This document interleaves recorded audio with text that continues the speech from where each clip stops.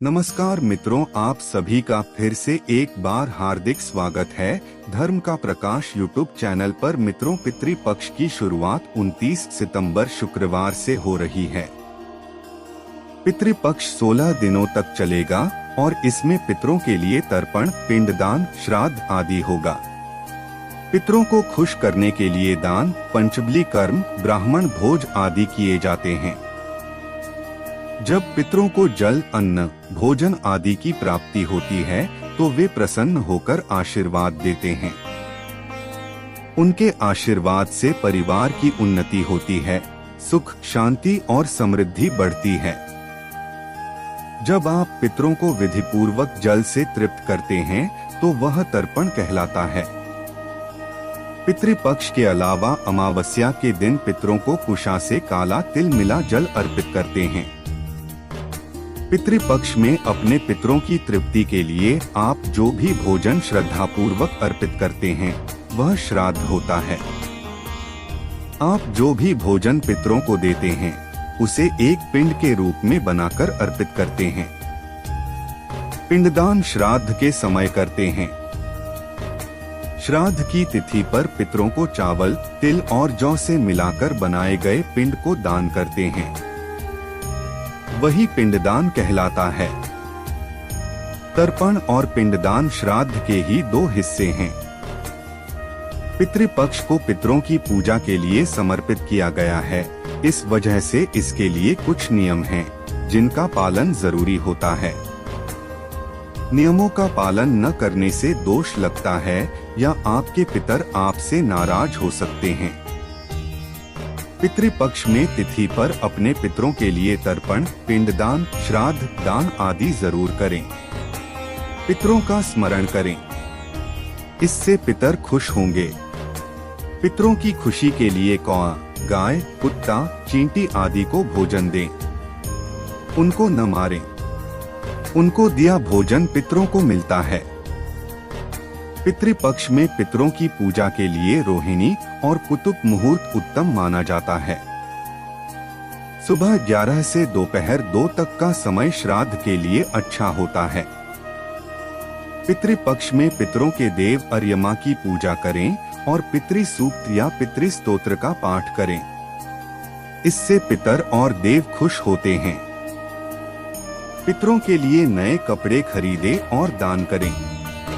इससे पितर खुश होकर आशीर्वाद देंगे। पितृपक्ष के समय में कोई भी मांगलिक कार्य नहीं किया जाता है, क्योंकि इस पखवाड़े को शुभ नहीं मानते हैं। पितृपक्ष में ब्रह्मचर्य के नियमों का पालन करें। तामसिक वस्तुओं जैसे लहसुन, प्याज, मांस, मदिरा आदि ग्रहण न करें। पितृपक्ष के समय में आप काला तिल खरीद सकते हैं।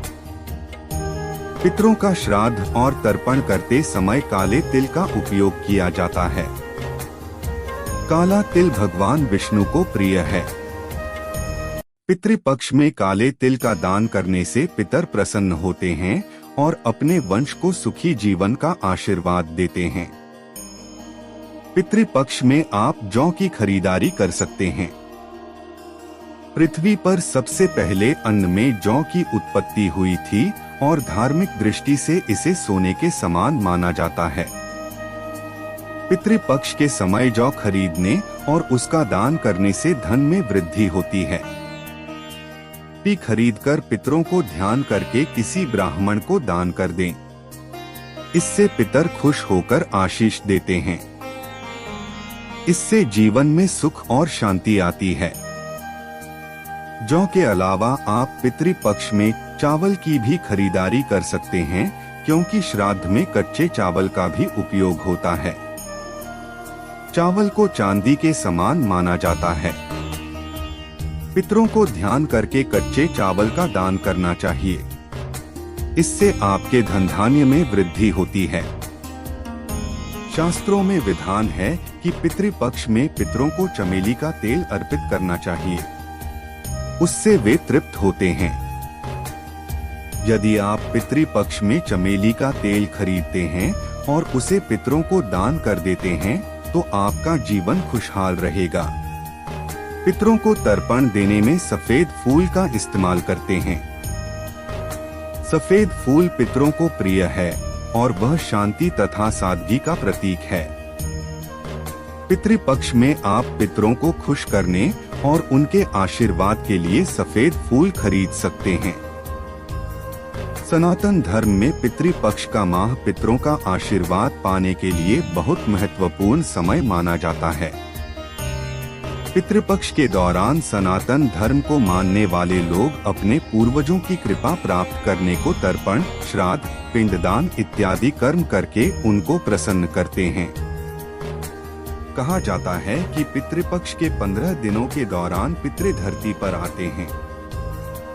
यदि ऐसे में हम कोई चूक कर दें तो पितर नाराज भी हो जाते हैं।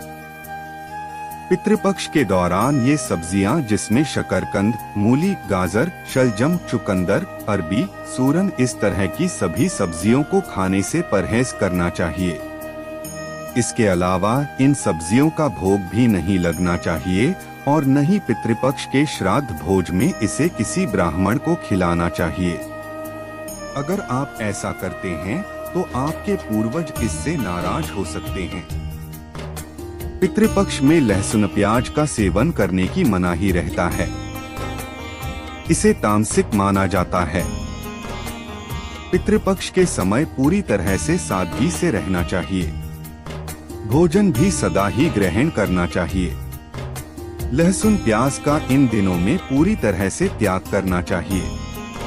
पितृपक्ष में चने की दाल, चने का सत्तू, चने की मिठाई, चने से बने खाद्य पदार्थों का सेवन करना वर्जित बताया गया है। चने के साथ साथ पितृपक्ष में मसूर की दाल भी नहीं खानी चाहिए। इस दौरान किसी भी चीज को कच्चा नहीं खाना चाहिए। इस समय पके भोजन का ही सेवन करना चाहिए। आज की वीडियो में बस इतना ही। आपको हमारी जानकारी कैसी लगी आप हमें कमेंट में जरूर बताएं और अपने दोस्तों के साथ भी शेयर जरूर करें और हमारे चैनल को भी सब्सक्राइब कर लीजिए। फिर मिलते हैं किसी नए वीडियो के साथ, तब तक के लिए धन्यवाद।